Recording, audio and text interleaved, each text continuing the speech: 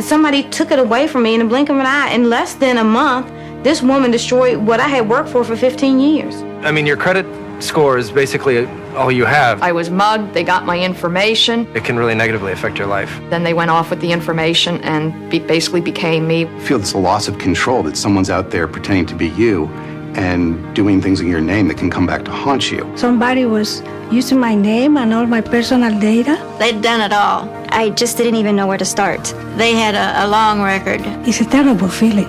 Identity theft. It happens when your personal information is stolen and used without your knowledge. It's a serious crime that can cost you time and money, ruin your credit, and destroy your good name. When I was a victim of identity theft, my mail had been stolen. I was shopping at a grocery store and someone took my wallet. I think I made a purchase and they stole all my debit card information. My briefcase had been tampered with, and when I looked in it, I saw that my passport and my driver's license, which I had in there, had been taken. Identity theft happens when someone takes information about you and then uses it to commit fraud. Identity theft is very serious. We know that identity fraud in its various forms has affected 10 million people in any given year. And what that means in dollars is that it's a loss to businesses of about $50 billion. On top of that, victims of identity theft have spent $5 billion trying to undo this harm. Everyone needs to be conscious that identity theft is real. When you get news that your identity has been potentially stolen, it's sort of this open-ended problem that has occurred, and you don't know what's going to come of it.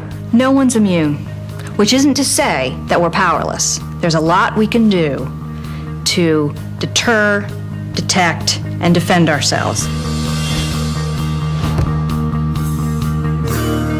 My identity was stolen when I was mugged. It is pretty traumatic, especially how it happened to me. They got my information and it happened. Then they went off with the information and basically became me when they went to charging items in stores. Identity thieves can only take advantage of you if you give them information or if they obtain information about you. So what you want to do is take steps to make it less likely that your information falls into the wrong hands. There are many ways that you can do that. And the first is to stop and look in your wallet. What are you carrying around? And if you lose your wallet, are you giving somebody else an opportunity to commit identity theft? So avoid carrying around any identification that has your social security number on it in your wallet, because that can be used very easily and efficiently by identity thieves. They could have your name, they could have your birth date, but if they don't have your social security number, they're not going to get very far.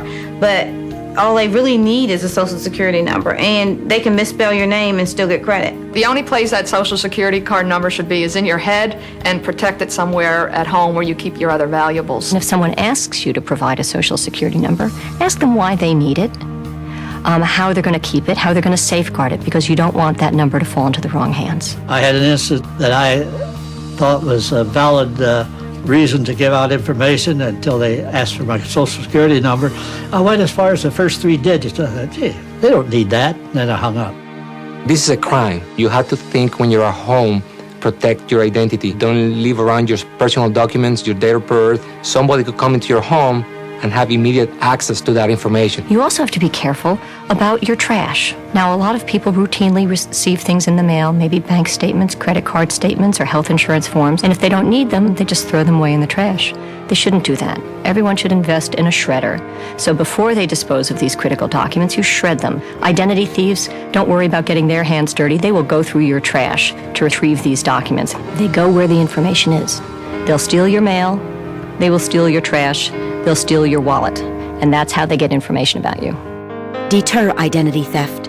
Protect your social security number. Shred financial documents and paperwork with any personal information before you throw them out. Never give out personal information on the phone or internet unless you know who you are dealing with.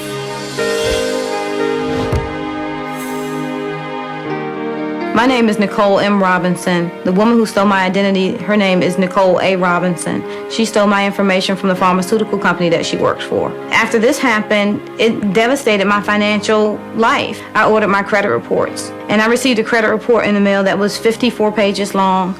It had over 170 accounts, 140 of them were in collections. It had 42 different names and 65 different addresses on it. Not only was somebody else reaping the benefits of my good credit, I could no longer have access to my own good credit. And I cried. I cried every day for 3 months. On top of the financial and the time that people spend in resolving these issues, it's an emotional burden on victims. My life before the identity theft case was wonderful. In less than a month, this woman destroyed what I had worked for 15 years. She got my life. If an identity thief uses, for example, your social security number and applies for new credit in your name, as opposed to raiding an existing account, there may be no way for you to know about it unless you've checked your credit report and you see that a new account that you didn't even know about has been opened in your name. That's why it's very important to monitor your credit report regularly. Detect identity theft. Check your credit report at annualcreditreport.com. Federal law gives you the right to a free credit report every year from the 3 national consumer reporting companies. Review your financial accounts regularly. Look for charges you did not make.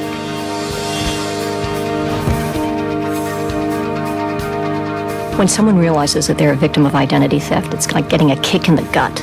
You know, you feel paralyzed for a moment, but it's really essential for victims to move quickly and deliberately in starting to resolve the problems that arise from identity theft. I did what everybody knows to do, and that's call your credit card companies and cancel your credit cards. However, that's not enough. There was one major bit of information I did not have, and that was to call the 3 major credit bureaus. And I did not do that, and what happened was this person then went back. She was able to reopen the credit cards that I canceled. She was also able to open new credit cards in my name. If you find you've become a victim of identity theft, the first thing you need to do is contact one of the 3 major credit reporting agencies and have them put a fraud alert on your file. You got to take it seriously. You even suspect it, you got to put fraud alerts on. You got to take the steps to protect yourself, and you got to inform yourself about what to do so that when it does happen to you, you can do it quickly because time is critical. You next want to contact each of the creditors or other institutions where your information has been misused. Then you follow up in writing and dispute these accounts and get a letter from them resolving these disputed fraudulent accounts. The FTC has an affidavit, which in my case I used, to write out your explanation of what happened that you can then use to submit to creditors trying to collect on fraudulent accounts. When you're trying to tell them, look, my identity was stolen, it helps prove it to them.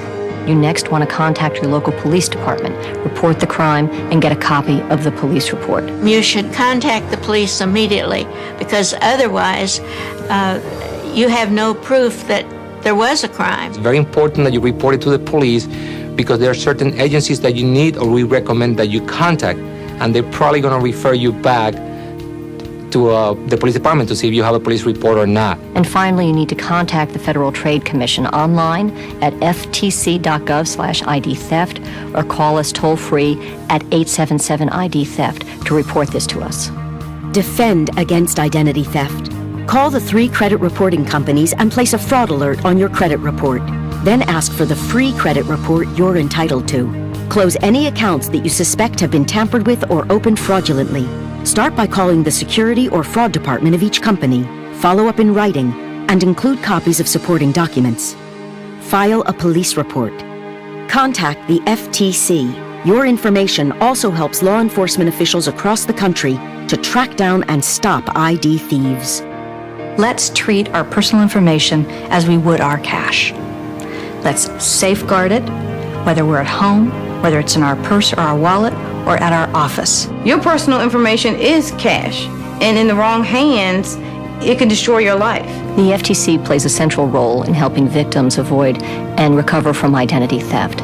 So we have developed substantial consumer education material that's available on our website at ftc.gov/ID theft. Identity theft is serious, but even if your identity has been stolen and there has been, fraudulent accounts open in your name, you can defend yourself and get those resolved in your favor. There are times when you just do not want to finish and you just want to say, forget it, I can't do this anymore.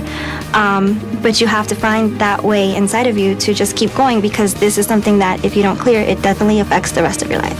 What I want is for us to create a culture of security for our personal information so that this crime in the future will be diminished greatly.